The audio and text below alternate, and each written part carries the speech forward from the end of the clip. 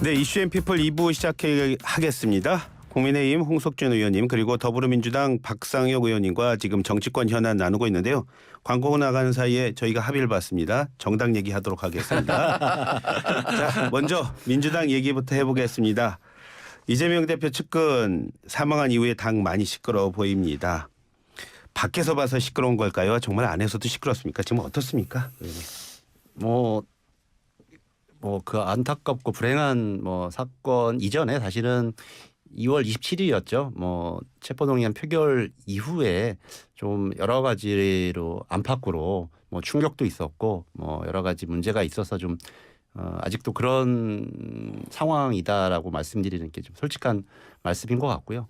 그런데 어제 이재명 대표가 그 당원들과 직접 좀 소통하는 시간들 가지면서 좀 또 그 사이에 아마 여러 의원님들이나 이렇게 좀 대화가 긴밀하게 좀 많이들 소통들이 되고 있지 않냐라는 생각이 들더라고요. 그래서 어제를 좀 기점으로 해서 그런 부분들이 일정 정도 좀 정리가 되어가는 것이 아닌가. 그리고 오늘도 아마 저희 더불어민주당의 저는 소속은 아닙니다만 아마 최대 의원 모임인 더미래하고도 아마 면담이 있는 것으로 알고 있습니다. 그런 가운데서 좀 그럼 솔직한 대화의 시간을 가진다면 지금 상황들이 또 한편의 반전의 계기가 되지 않을까. 그리고 내부적으로 더 단단해질 수 있는 그런 축적의 시간이 되지 않을까 그렇게 생각을 합니다. 전에 봤을 때보다 지금 이재명 대표가 어떤 말로 좀 달라진 말씀을 하시나요? 그러니까 어제 그 당원들과 솔직하게 말씀들을 많이 하셨다고 저는 생각이 들거든요.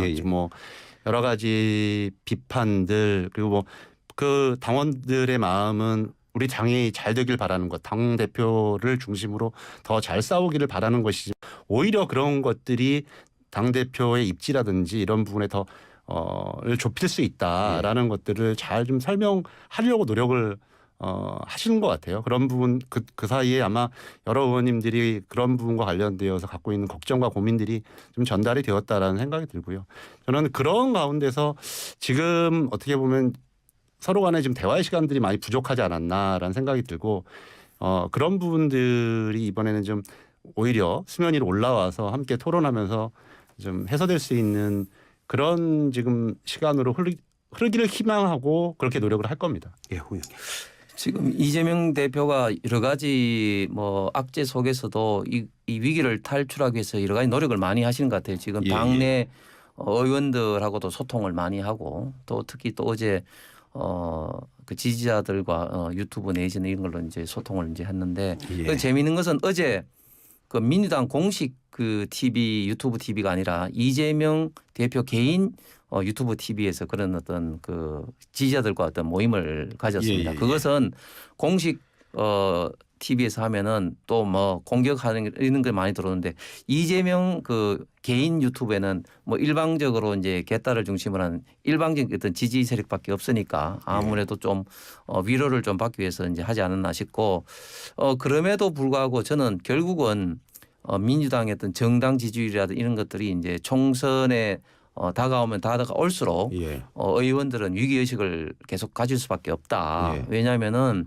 지금 이제 선거법 관련된 것은 이제 재판이 들어가고 이제 나머지 대장동도 곧 기소 내지는 또 다른 어떤 쌍방울이라든지 이런 것도 이제 수사가 되고 기소가 되고 하면은 계속해서 시간이 갈수록 이 사법 리스크는 이제 현실화될 거고 관련해서 계속 언론이 보도를 하면은 이것을 막기 위해서 민주당 정당 지지율은 계속해서 떨어질 수밖에 없고 수도권 의원들 중심으로 이게 대한 어떤 우려가 저는 굉장히 좀 팽배하리라고 봅니다. 그래서 이미 상당수의 의원들 같은 경우는 사석에서는 이재명 체제로는 갈 수 없다 이런 이야기를 이제 많이 하는데 과연 이것이 이제 언제 발생할지 이런 것들이 참 관건인데 그럼에도 불구하고 저는 이재명 대표가 보통 사람이 아니거든요. 쉽게 저는 물러가지는 않을 거다 이렇게 생각을 합니다.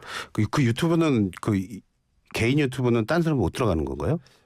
제가 정확하게 지금 그 방송을 보질 못해가지고 홍석준 의원님이 말씀하신 게 정확하게 어떤 의미인지 잘 모르겠는데 아마 그 우리가 유튜브 방송이 그 공식 유튜브 방송이 있고 그다음에 이재명 TV라고 하는 개인 TV가 있을 텐데 아마 다른 의원님들도 여러분 함께 참석을 해서 같이 얘기를 한 것이었어요. 네. 이재명 TV에 참석해서 그렇게 했죠. 뭐 그건 뭐 예.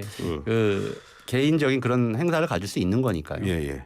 아니 그래서 저는 들어가서 댓글 쓰는 거는 전혀 문제가 없을 거라는 생각 개인적으로 해서 그렇던데 근데 뭐 눈에 띄는 거는 그래도 민주당의 그 공천 TF 만들어졌는데 그래도 많은 비명계분들이 참석하신 것 같은데 그렇게 보지 않으셨어요? 그렇습니다. 지금 공천 TF가 구성이 되고 거기 상당수 이제 비명계인들이 참석하고 예. 그리고 또 이제 이계호 의원이 이제 TF 단장을 이제 맡는 그런 어떤 형식으로 되면서 사실은 이제 이재명 대표가 비명계 의원들을 좀 달래기 위한 그런 노력을 지금 많이 하고 있는 거죠. 그래서 이제 앞으로 어떤 체포 동의안이라든지 이런 데 좀 이렇게 의원들을 좀 설득용으로 그렇게 하고 있다. 예. 그렇게 이제 보여지는데 결국은 국회의원들이 단순한 사람들이 아니거든요. 예. 그렇게 한다고 해서 이재명 대표 체제를 계속해서 지지할 거냐? 저는 그렇게 보지 않습니다. 이제 결국은 다음 총선에 어떻게 이제 되느냐 이런 측면에 가장 많이 이제 포커스를 맞추고 판단할 거라 생각합니다.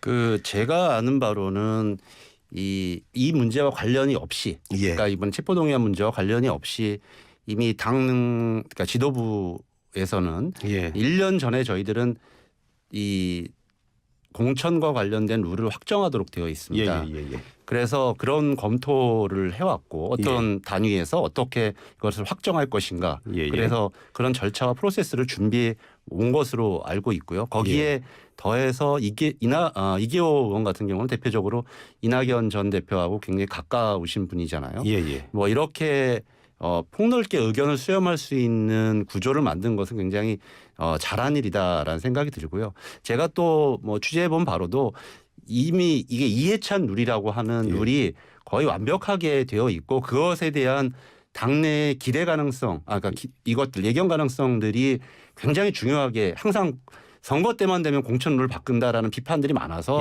그런 것이 확립되어 있기 때문에 거의 바꿀 여지도 별로 없다.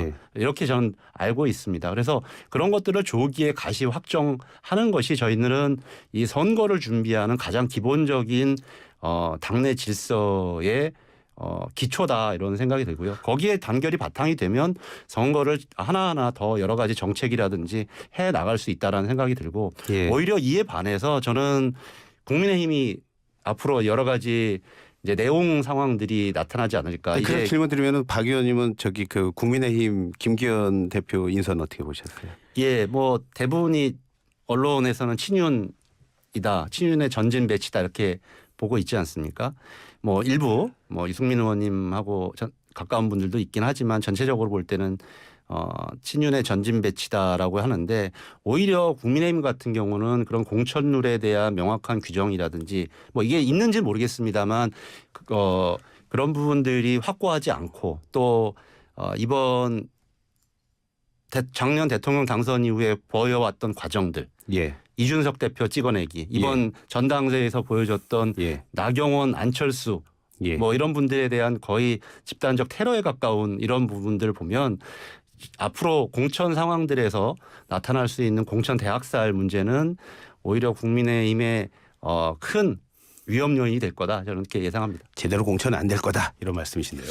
그게 민주당이 굉장히 기대를 하고 계실 것 같은데 사실은 이제 지난 보수당이 사실은 이제 공천을 잘못해서 이제 총선에 실패한 경우가 사실 왕왕 있었습니다. 그래서 저희 당에서도 이제 그런 어떤 사례를 반면교사 삼아서 다음에 공천은 정말 제대로 해야 된다 이런 어떤 의식을 분명히 이제 갖고 있고 그래서 지금 뭐 안철수 의원이라든지 이런 이번에 이제 전당대회 나왔던 분들도 이제 당 이제 이제 원팀이 돼서 이제 같이 하자 이런 어떤 의식을 이제 하고 있고 그다음에 또 한 가지는 또 이제 좀 특이한 것은 뭐냐면은 지금 저희가 지금 이제 국민의힘이 115석밖에 없습니다. 그렇기 때문에 상대적으로 말하면은 이 공천을 할 어떻게 보면 좀 대상 빈자리가 굉장히 이제 많은 거죠. 그래서 현역 의원을 과거에 비해서는 뭐 학살 내지는 내칠 어떤 그럴 가능성은 과거에 비해서는 굉장히 작다. 물론 그럼에도 불구하고 일부 이제 물갈이는 당연히 있어야 될 수밖에 없는 것이죠. 아니 말씀하셨는데 안철수 의원은 당직 제안 거절한 걸로 알고 있는데요. 그렇죠. 본인은 사실은 당직을 사실은 맡을 수 없는 게 지금 당 대표와 나머지 당직은 사실은 뭐 안철수 의원이 지금 뭐 사무총장을 맡겠으면 뭐 맡겠습니까? 네. 그래서 향후에 아마 나경원 대표도 그렇고 총선할 때 뭐 이러면 뭐 수도권 선거대책위원장이라든지 저는 예. 어떤 그런 어떤 선거 관련된 부분에서는 역할은 충분히 할 수 있지만 예. 당직을 맡기에는 이미 너무 큰 정치인이다. 예. 예, 그렇게 이제 판단을 합니다. 근데 이제 국민의힘에서는 좀 전에 뭐 지금 적은 숫자이기 때문에 그 공천할 곳이 많아서 별로 가능성이 적다고 말씀하셨는데 예, 예. 결국 그 항상 이런 문제들이 일어나는 곳은 자신들이 강한 지역에서 나타나죠.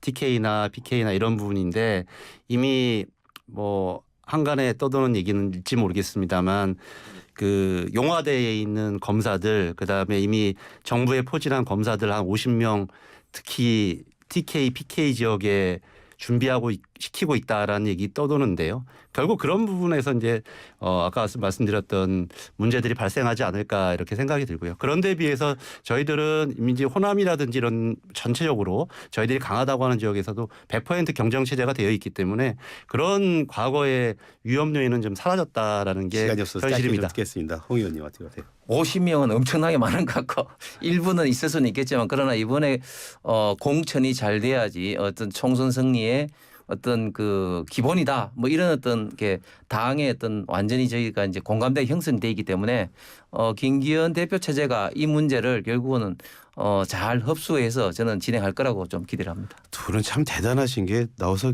계속 길게 말씀하신 것 같아서 참 시간이 짧아 보입니다. 오늘 말씀 뭐 여기까지 들어야 하겠습니다. 고맙습니다. 예, 감사합니다. 네, 그렇습니다.